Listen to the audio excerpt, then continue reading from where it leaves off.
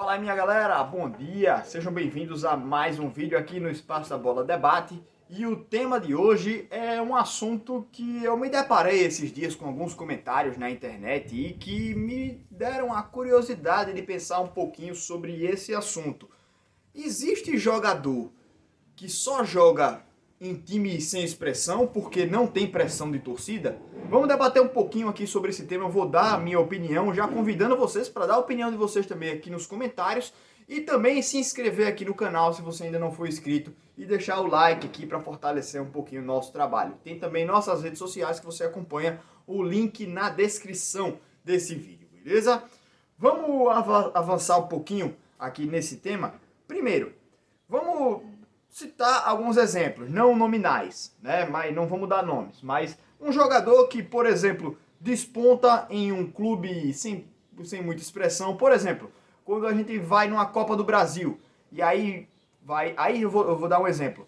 Se não me engano, o Internacional foi jogar contra o Horizonte do Ceará, né? E aí um jogador do Horizonte, ele se destacou contra o Internacional, que foi o Siloé. E aí o Internacional foi e contratou o cara. Viu que o cara era bom de bola, aí foi e contratou. Quando chegou no Internacional, ele não rendeu. Esse é um exemplo. Tem outros também, né, que a gente pode citar, assim, aqueles times de empresários, times que não tem muita torcida, né, mas que os empresários botam dinheiro forte e contratam bons jogadores para poder revender e lucrar um pouco com isso. Né, também com os bônus da equipe, né, por posição, por avançar nas competições como Copa do Brasil, Copa do Nordeste, por exemplo, também. E tem muitas equipes que fazem isso também aqui no Brasil. E aí quando destaca-se algum jogador, por exemplo, jogando uma Série B, aí o cara pega e vai jogar numa Série A, vai jogar num time maior, vai jogar no próprio time de Série B, só que com mais torcida, com mais expressão, né? E aí o cara acaba não rendendo. A minha pergunta é o seguinte: existe esse negócio de um jogador só jogar em um time porque não tem pressão da torcida? Eu fiquei pensando nisso. Qual seria a solução, então? Se a gente... O cara, por exemplo, o Flamengo contrata um jogador que estava jogando, sei lá, no Bragantino. Perdão para a torcida do Bragantino, né? Que eu sei que existe uma torcida que apoia muito o time, mas isso foi um exemplo que eu busquei, assim, de um time que não tem tanta expressão nacional assim quanto o Flamengo, tá? É só um exemplo pra gente poder citar. Mas outro time também poderia ser o Cuiabá, que é um time que tem pouca torcida naturalmente, né? E tem muito empresário forte por trás. E aí, um time de massa como o Corinthians, o Flamengo, vai lá e contrata o cara desses times que não tem tanta torcida. Aí quando chega lá nesse time grande, com muita torcida, muita cobrança, ele acaba não rendendo. E aí a explicação é, mas ele jogava lá porque não tem pressão da torcida. Então, o pensamento mais lógico de todos é, se o cara jogava bem num time sem pressão e foi para um time com pressão e não tá jogando bem, então a diferença é o quê? É a pressão da torcida. Então para de pressionar. A partir disso daí você já corrige os problemas. Esse é o pensamento mais raso, né? mais simplista de todos. Não estou dizendo que é o correto, mas quando a gente vai olhar assim, então qual é a diferença? É a pressão da torcida. Então para de pressionar o jogador que ele vai jogar bola, para de fazer pressão que ele vai jogar bem. As coisas não funcionam desse jeito.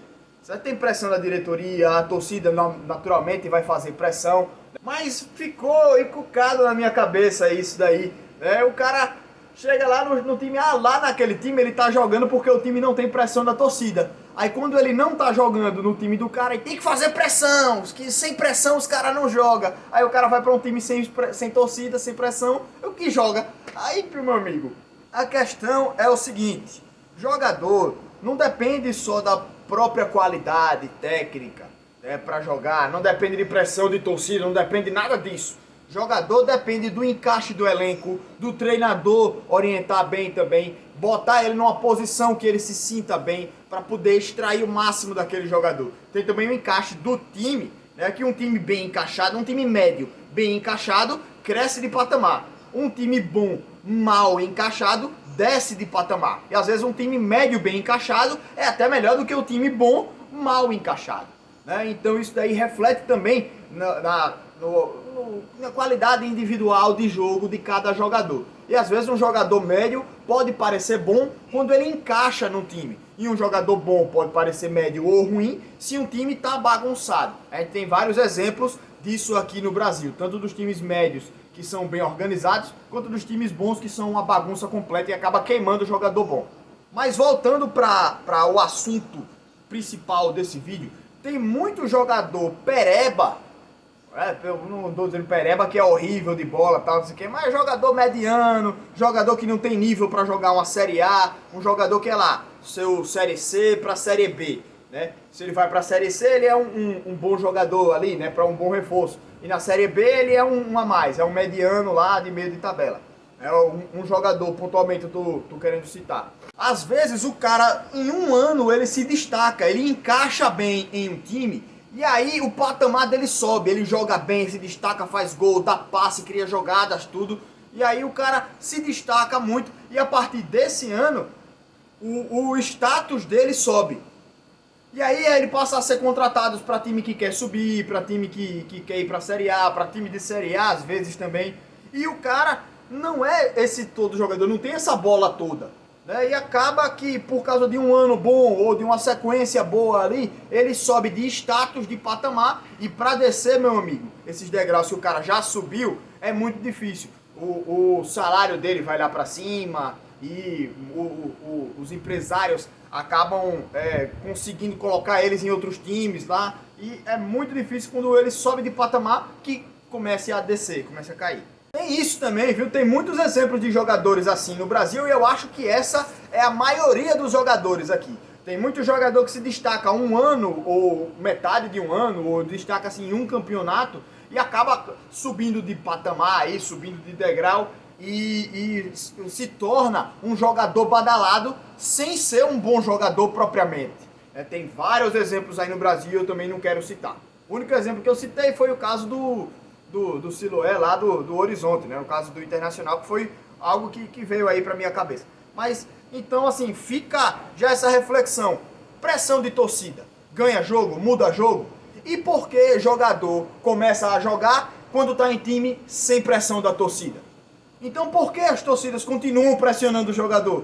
Se é isso, né? O cara joga porque não tem pressão da torcida. Então traz o cara e não faz pressão. Aí o cara vai jogar, né? Então assim, o pensamento não é tão raso quanto esse, né? Tem que pressionar ou não tem que pressionar. Cada jogador é um ser humano também. E eles respondem diferentemente para cada tipo de pressão, para cada tipo de atitude da diretoria, para cada tipo de elenco também, para cada tipo de treinador.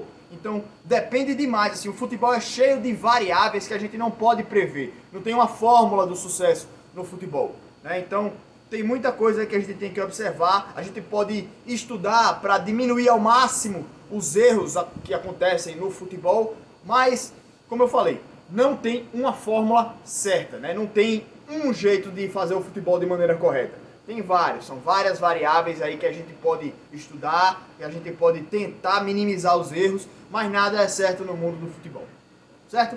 Era isso que eu queria debater aqui um pouco com vocês. Não se esqueçam de deixar seus comentários, viu?